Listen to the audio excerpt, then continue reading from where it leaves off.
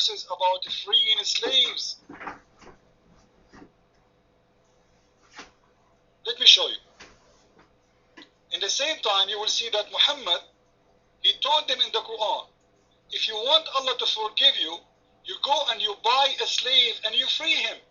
Which means he was trying to increase the market of slavery, because now everybody want to free himself from sin.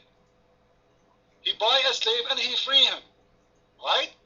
But then they captured them the second day, because those people, they have no protection. They are the same as a chicken. Which means now he created a market of slavery. Everybody want to buy a slave, and now the demand of slavery will be increased. And this is why, until now, the Muslims in the Middle East, they refuse, all Islamic countries, they are the only one who refuse to sign a human right against slavery. You can go right now, search slavery in United Arab Emirates, slavery in Saudi Arabia, slavery in Qatar, slavery in Indonesia. It's all over. Why? Because Islam approves slavery. It's a must. So nobody can reject that. Slavery is part of Islam. Whatever you own in your hand. This is Jeremiah. I will post the verse in the front of everybody to see that the Bible is speaking clearly about, freeing slaves. Do you see it? This is the Bible in front of you. When the Quran approving you to buy slaves, to capture slaves, to sell slaves, and not only that, the Quran ordering Muslims, saying to them that you can use your slave girls for prostitution if they don't want chastity.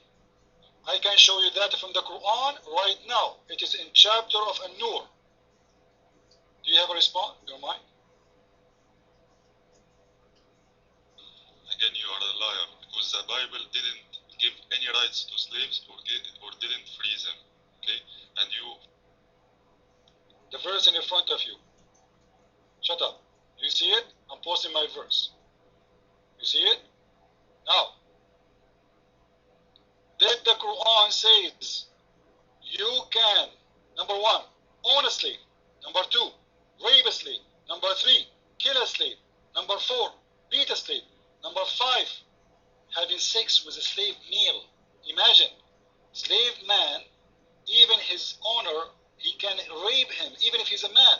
Because the Quran says, wherever you own in your right hand possess, wherever you own, which means slave men and slave women. You know mine. Read the verse that you wrote. It talks about Jews. Others are slaves. Let us see how smart you are. This is the verse in the front of you. Read it. You don't mind. Go ahead. I have no idea why anyone is listening to this guy about Quran.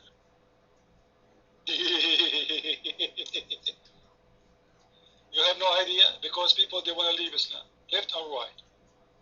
Just to show you how stupid you are, Mr. Muslim. Read the verse I'm posting. Everybody will laugh at you. You don't mind. This is the verse in the front of you. You don't mind. Go ahead. You didn't say anything make me want to leave Islam yet. Try harder. Oh, okay, well, I will say something now. Why you worship a God, he is a leg? Do you know? How you say to Allah that I worship you when Allah is a leg? People in the room, anyone here would like to worship a leg? Who want to worship a leg? What if I prove in the front of the room to everybody that Allah is a leg? Your mic, about you. Who want to worship a sheep? Sheep can't think. Great. So you agreed that Allah is a leg. Now he is asking me a question after he agreed about his God is a leg. Who want to worship a sheep? Who is the stupid he worship a sheep? Nobody. In the same time, I can show you that Allah is named as a goat in the Quran.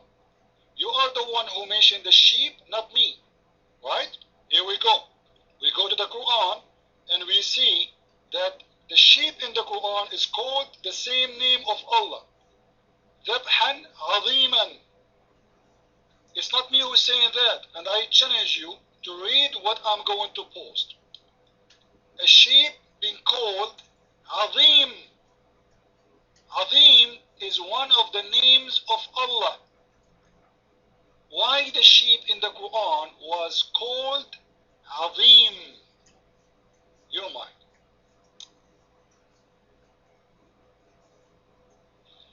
That's your proof, my friend. Huh? When you call a sheep by the name of Allah, what does that mean? Who is your God? When you are calling a sheep, sheep is a great, Azim is one of the names of Allah. And that sheep, according to your Quran, is coming from the sky. True? Now, let us go back to the verse. Allah as a leg, and Allah as a sheep, and Allah as a tree, and Allah as a fire. All of those are other ways Allah He showed Himself according to Muslims. But the real shape of Allah is Allah the leg, which is amazing that God He is a leg. And those Muslims, they bow down to God, He is nothing but a leg. Your mic and you. وَلَمْ يَكُنْ لَهُ كُفُوًا أَحَدٌ. You know what that means. Nobody equal to that leg. Maybe because it's so sexy. What a big deal.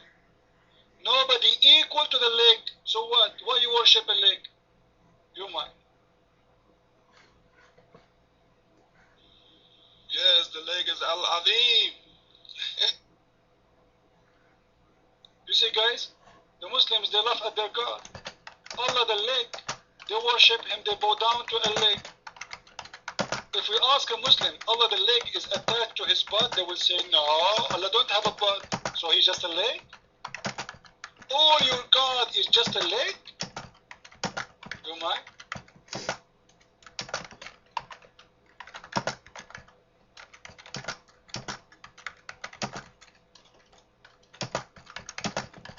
By the way, we have scientific proof that the Quran is from God. Oh, okay, great. Give it to me. Your mind. People in the room, do you like to have scientific proof? Do you like to hear it? This is a good subject, right? Here we go. This is the subject he chose, and that's not mine. Here we go. Go ahead. Take your time, please. Give me the scientific proof. Your mind. Okay, very easily, because not many people are very well versed in science, but Allah says that He created from water every living thing. Water is a necessary nutrient or ingredient of life. Without water, no life. Back to you. Wow. Man, nobody know that.